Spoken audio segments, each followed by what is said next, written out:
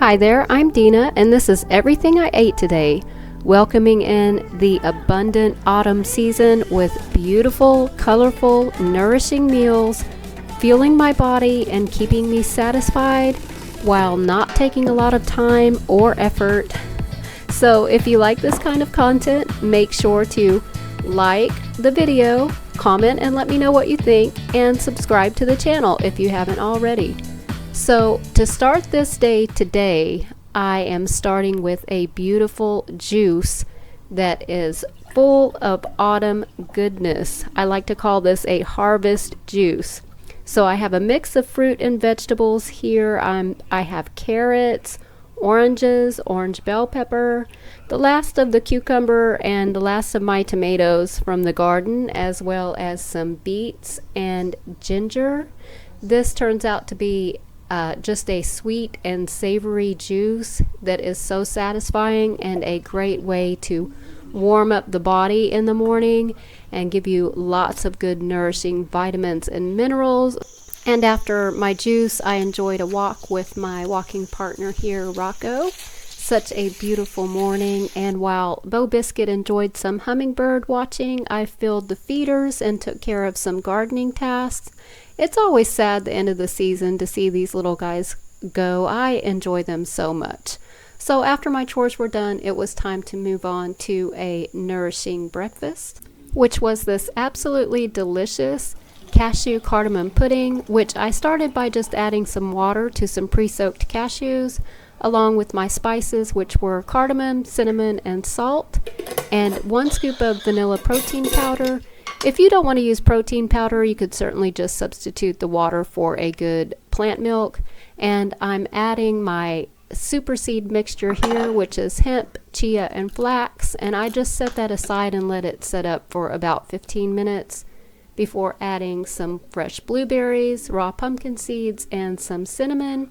And this was absolutely delicious. I highly recommend. So after breakfast, which kept me full for several hours, I had some other tasks to do in the kitchen, which included bottling up some of my raw ginger beer. I'm still working on this recipe, but I will let you know when I have it perfected. And I also made a quick caramel sauce for a treat later. Some caramel apples just sounded amazing, so I started this with just some pre-soaked dates, the date water, some maca root, some salt, and some almond butter. It makes a perfect vegan caramel sauce. If you have never tried it, I highly recommend this also. It's good on all of your favorite fall treats. And for lunch, I'm having a sweet and savory salad, starting with just some mixed greens, and I have some kale and red cabbage, which I topped with some sweet shredded carrots, and a simple vinaigrette of 1 part maple syrup to 2 parts balsamic vinegar, which is absolutely delicious. I topped this with some dried figs and chopped pecans, and this was a perfect lunch. Satisfying and nourishing, and kept me full until it was time for a snack. And of course I had to enjoy my caramel apples. So I've had a pretty relaxed day today. I managed to get a few things done. I did some work in the garden, cleaned up around the house a little bit, took care of some houseplant tasks. Overall, it's been a lovely fall day, and for dinner I wanted to do something very nourishing and hearty and easy, of course, because I don't have time to be doing a complicated recipe. Not on my day off, not today. So I'm going to make a fall sheet pan bowl. And all I'm going to put in it is a few of the seasonal veggies that I have in the fridge and in the pantry. And I have a sweet potato here. Guys, look at these massive sweet potatoes. Oh my goodness. So yummy. One of my favorite things all year round. They keep really good, and they are very easy to grow here where I live. So it's a no-brainer to have some sweet potatoes. I also have another yummy beet. I have a carrot, and I have a purple onion. So nice and colorful bowl, and I'm going to add a can of chickpeas to that as well. and I have some fall spices. In here I have some salt, pepper, rosemary, sage, some celery seed, and a little bit of fennel. And this is going to be delicious on these roasted veggies. So I have just gone ahead and washed and peeled all of my veggies here. I'm just going to chop them all into like 1-inch pieces or so. And I have the big knife out. Y'all, I'm dangerous with it. I am. Watch me.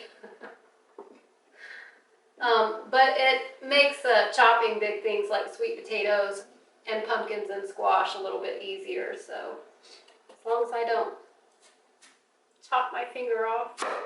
I want them to cook and soften up, but I don't want them to get too well done. Some nice big chunks of onion.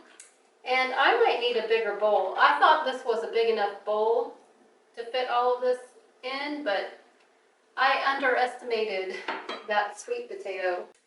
Let's try this one instead, because I need a little bit of room to be able to mix this around with the spices.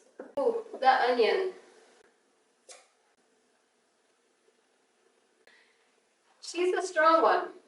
Okay, so in order to get my spices to stick to all of my nice roasted veggies here, I'm not going to use any oil today. Instead, I'm going to be using some of the aquafaba from the can of chickpeas. I'm just going to pour that over, and I'm just going to get in there with my hand and just kind of mix that around and coat my veggies. This will help my spices just stick to my veggies and help them roast up nice and soft without all the unnecessary oil. But if you do cook with oil, this would be a good place for a good olive oil or an avocado oil. Right now, I prefer to not use the oil because I'm just trying to stick to some goals, with my weight and my muscle gain. And the calories in the oil just are not in my macros right now. But if you use oil, by all means, you go right ahead. If you're oil-free or trying to reduce calories or oil intake, this is a good way to get your spices to stick to your food without any extra fat and very few calories. So that's what we're doing here. And I'm just going to go in with my spice mixture. And I want to mix that around really well so all of my veggies are nice and coated in my spice mixture. Oh, it already smells amazing. It smells like fall. And I'm just going to go onto a baking tray that I have lined with a silicone pad. And I have my oven preheated to 375. Oh, I'm sorry, little gnome. My little gnome friend there. Oh, I keep knocking him over. Poor guy. Let's see. There we go. And I'm just going to put this into the oven for probably about 20 to 25 minutes before I add my chickpeas, because the veggies have to cook a little bit longer than it's going to take the chickpeas. And if I put them in now with the vegetables, then they would be overcooked and kind of dry by the time, the veggies are tender. So I'm just going to put those in a bowl, and I'll season those up, and I'll put those in about the last 10 minutes or so of the cooking time. So I have a little bit of spices left in the bowl there, and I'm just going to add a little bit of salt. That's just some pink sea salt and some crushed rosemary. And I think for just a little bit of brightness, I'm going to add some lemon zest to the chickpeas. All right, I think that's good on the chickpeas, and they can just kind of sit and hang out while the veggies bake, and I can just kind of relax and decide what I want to put on top of my bowl of veggies tonight.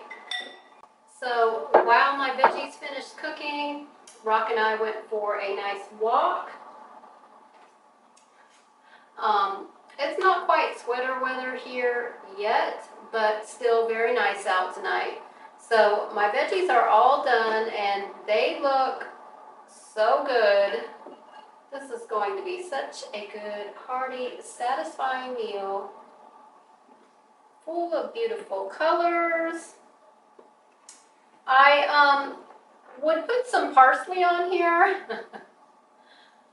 but I had a caterpillar invasion on all of my parsley, and they ate it all the way to the bones. I mean, they ate it all the way down to the stems. There was literally nothing left for me, but I do love to see the beautiful butterflies, and the interesting moths and all of the pollinators. So I won't complain too much about not having any fresh parsley tonight. I have some sprouts that I'm going to throw on there for greens. That's so good. And I think that will be perfect. And I'm going to add just some broccoli sprouts here. Get some nice protein and greens in there. I'm going to also add some pickled purple onion. Nice and fermented, nice and tasty. A little bit of tang. And I decided instead of a sauce on this, I'm just going to go with a little bit of avocado. I had one that looked pretty decent in there. So just some avocado, some healthy fat, and I'm just going to squeeze a little bit of lemon juice all over the bowl,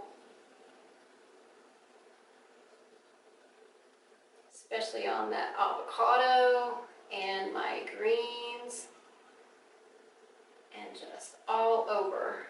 And that looks like a pretty delicious meal to me.